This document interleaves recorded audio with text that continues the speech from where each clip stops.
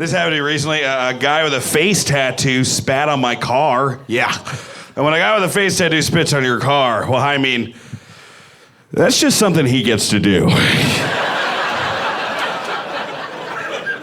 Normal guy spits on your car, you're like, hey, asshole, what the fuck? Guy with a face tattoo spits on your car, you're like, thank you so much for not shooting me. I really appreciate it. You really helped me out on that one. I've gotten pulled over 3 times, but I've never gotten a ticket, which is cool if you're a hot girl. But that means that every time a cop's pulled me over, he's looked into the window and gone, you know, he really doesn't need this right now. I'm not going to give him a ticket, but I'm going to give him a soup and a winter coat. So I bought a Honda Civic, which I believe is Japanese for crushing pussy. Boom! Sorry,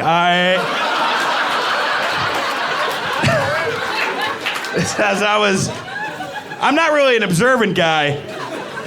But as I was walking back to my Honda Civic, instead of getting into my car, I got into the car parked directly next to mine.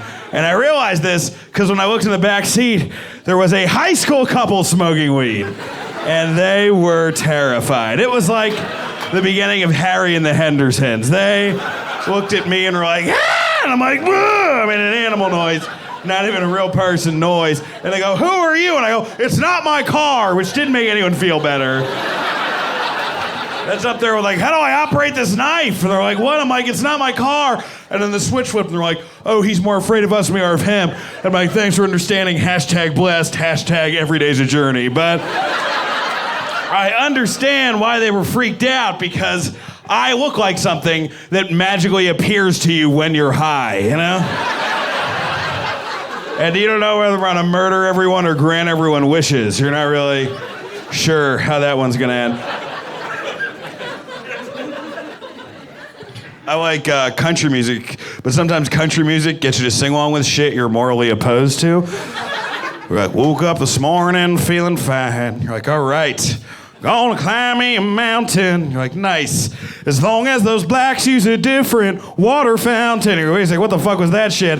That guy just rhymed me into being racist.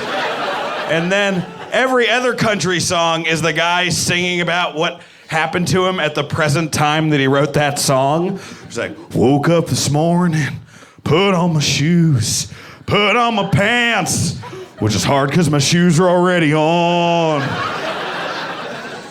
I sat in a chair, cause that's where you sit. I drink water, I drink it through my mouth. I breathe through my nose, cause there's water in my mouth. God bless the troops. Like, fuck you for bringing the troops to this, cause you don't know how to properly use a metaphor, you hickory smoke piece of shit.